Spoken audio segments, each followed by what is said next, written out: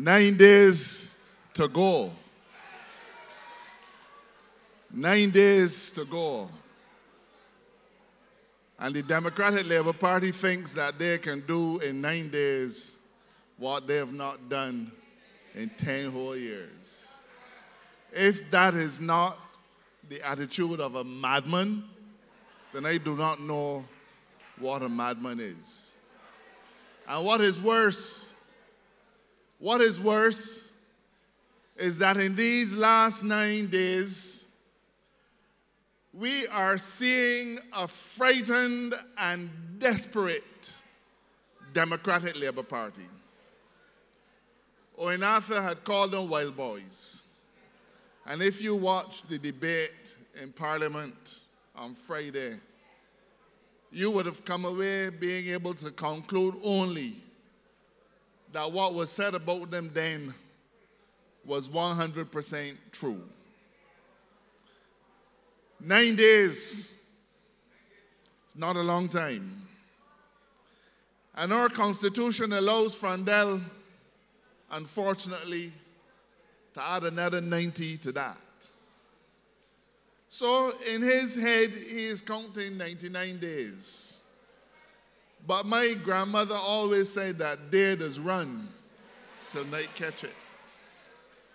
And I want, from this platform in St. Thomas tonight, to remind the Democratic Labour Party that for as many days as they have, every morning means 1 day less, and Dale Marshall can count. And when I talk about the desperation that we are seeing, in the Democratic Labour Party, we know that their only interest now is in how best they can try to win the next election. I understand that the shredders are already working. You know, last election, they went into various government departments because they were expecting to lose, and they shredded up all the documents that they felt a Barbados Labour Party administration would be able to use to deal with them. And I understand that they're planning to start shredding any day now. But we are ahead of the game. And you would know that I was not originally on the lineup to speak tonight. But I have been asked by our leader, Mayor, to talk with you briefly about what happened on Friday and about this thing called the Public Accounts Committee that the Democratic Labour Party is so afraid of. Every single democratic country in the world has in place a mechanism for overseeing how governments spend the people's money. England, Canada, Australia, New Zealand, you name it, every democratic country in the world. And it isn't so much a question of not trusting our political leaders, though to tell you the truth, I don't trust anybody in this bunch. It is about the need for the public to have an opportunity to see how their finances are being spent. It is about oversight. And this Public Accounts Committee is first of all enshrined in the Standing Orders of Parliament, which says there'll be a Public Accounts Committee. And under that particular order, 7 people make up the committee. But let me take you back to the glory days when the Barbados Labour Party was in power. First of all, during our 14 years, you would remember that the Democratic Labour Party called us thieves. They said we were corrupt, we did this thing wrong, we did the next thing wrong. And at no time at all did the Democratic Labour Party summon a public accounts meeting.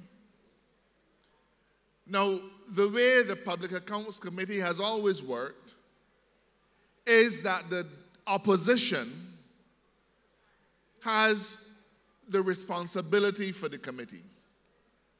So we were in power, and we were doing well. We were getting cursed by the Dems. They were saying that we were doing all kinds of things wrong, but they never called a meeting of the Public Accounts Committee to investigate how we were spending the people's money. And in 2003, Owen Arthur recognized that there was a weakness, and he and Mia drafted new legislation which gave the opposition full authority over the committee. So it went from a group of 7 to a group of 13, and the statute, the Public Accounts Committee Act, says that a quorum consists of 5 people. 2003. You think that David Thompson will use it once? He walked up and down Barbados calling us crooks of all kinds, calling us corrupt, but at no time did he use the mechanism of the Public Accounts Committee. He preferred to go in the gutter. He preferred innuendo and rumor when he had a tool at his disposal that he could have used. But not once in 14 years did they use it. We lost the government, as you know, in 2008, and we gave them enough time to get about their business. But it became clear to us very early that there was wrongdoing going on with the people's money. And it was especially clear when the Auditor General said in 2013 that $2.29 million in transfers was going to the National Housing Corporation every single month. Not $2.29 million in the year. Every single month, the National Housing Corporation was getting $2.29 million from the government. And this has nothing to do with any of the rents they were collecting, has nothing to do with any of the money that they got in the estimates. Put all that one side. This is an extra $2.29 million per month. And the Barbados Labour Party said, we are going to investigate this. And the Democratic Labour Party at every single turn obstructed us. They found every excuse to obstruct us. But we persevered.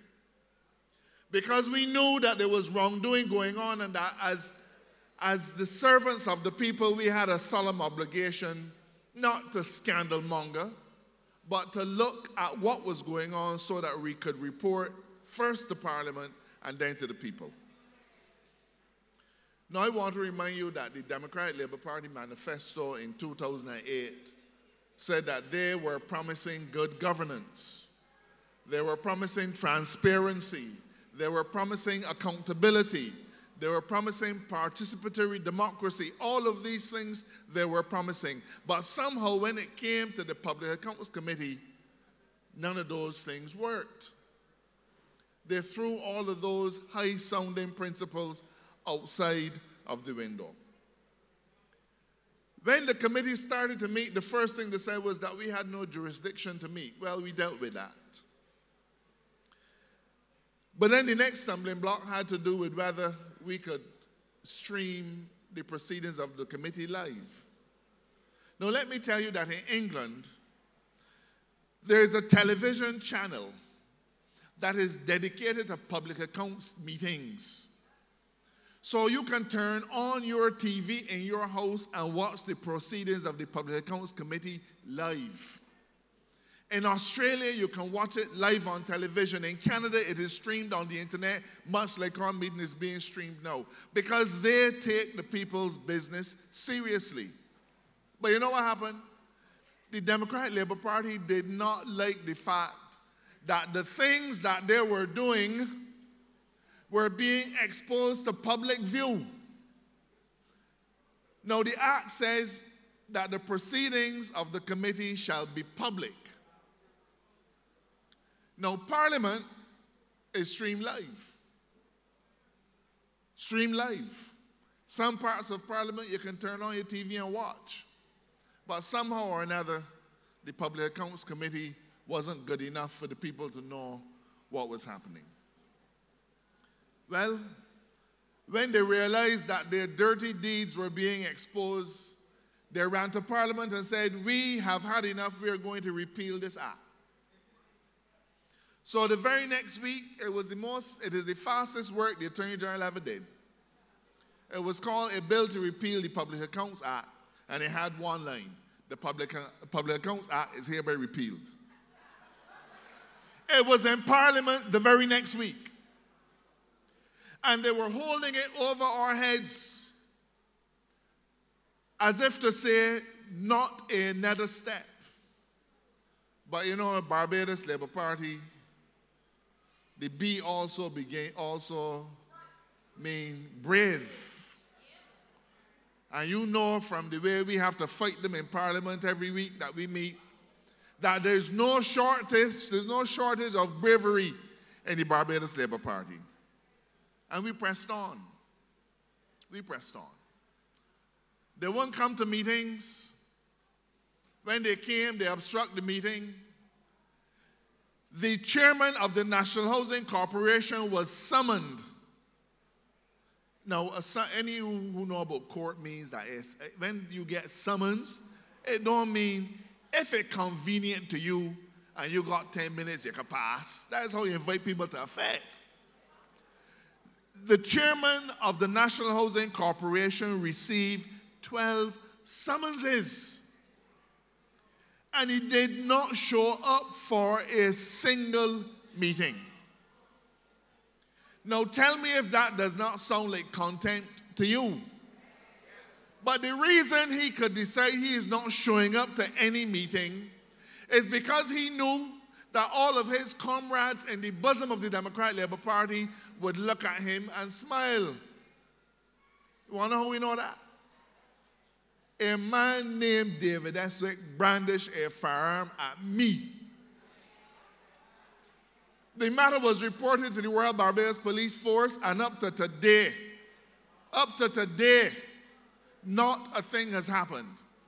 It was reported to the Committee of Privileges of Parliament, and they found every possible way to obstruct that too.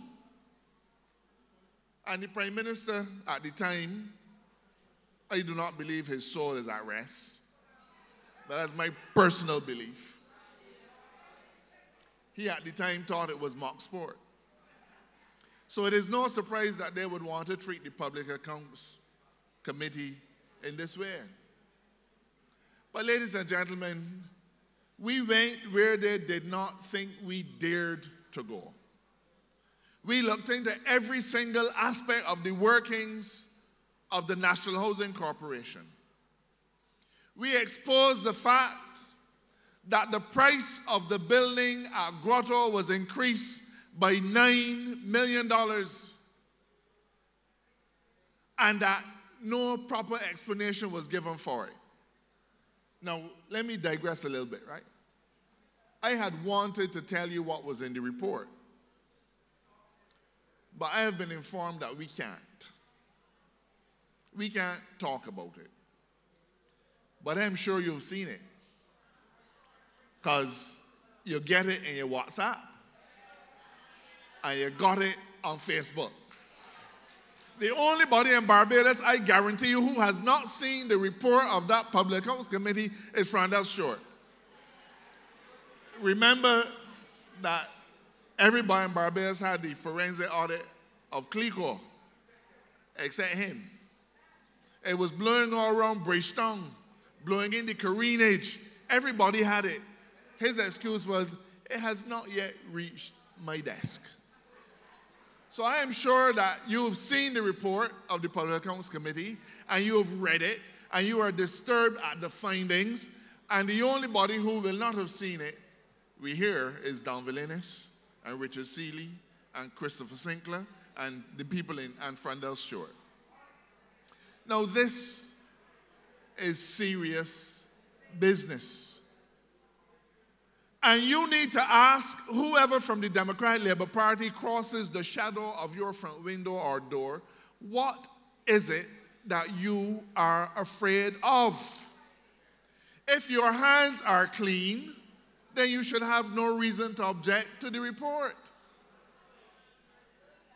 Michael Lashley, if your hands are clean, you should not have any reason to object to the report. And Christopher Sinclair, Well, Chris packing so many clothes baskets with food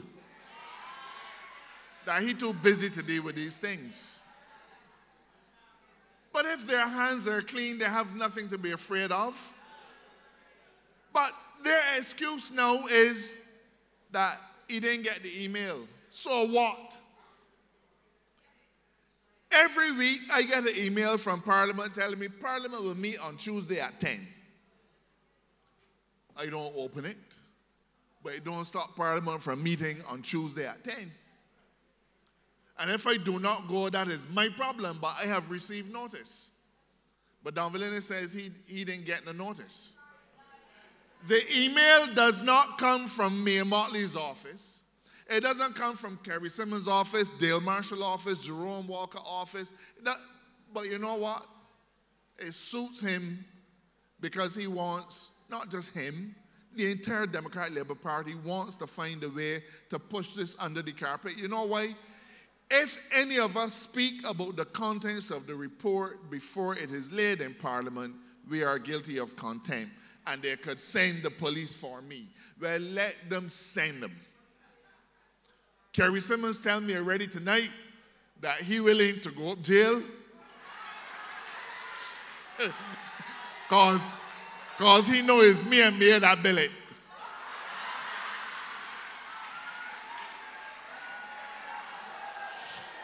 So let them send the police. Michael Carrington, you send the police for me, Kerry, Mia, and Cynthia already. Send them again tonight. What is it that they are trying to hide? What? And they have the most feeble of excuses. Every Barbadian who will have read that report will know that what is in that report is damning to the reputation and the credibility of Michael Lashley. It is damning to the reputation and credibility of Dennis Kellman. It is damning to the reputation and credibility of every single government minister who had anything to do with any of the stuff that we looked into. But you can hide and buy land.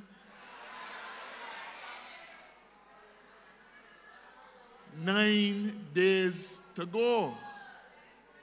Because even if we cannot talk about it publicly, when once those 9 days are up, we can say whatever we want without fear of any condemnation from a soul.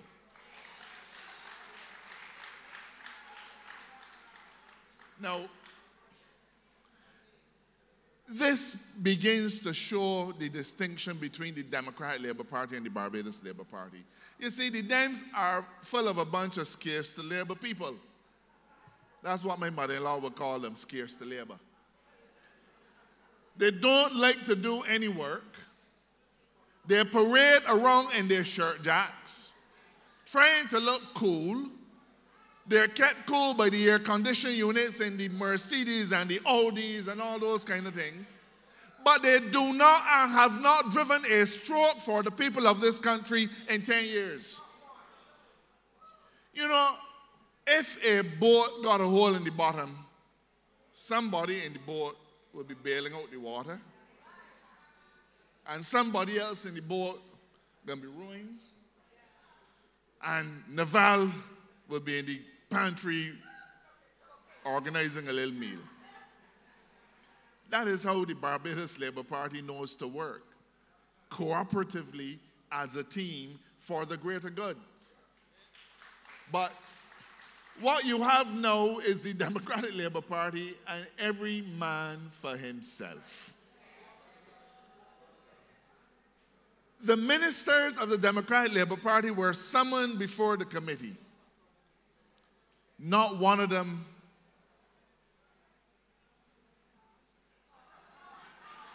ain't show up yet. Not one of them ain't show up yet. But they want to tell you that for them, they take the high ground. Well, let me wrap up. I have to wrap up. I have to wrap up. Say, got to wrap up. But let me wrap up by sharing with you a story about the high ground. A man named Dennis Holder ran against me in St. Joseph.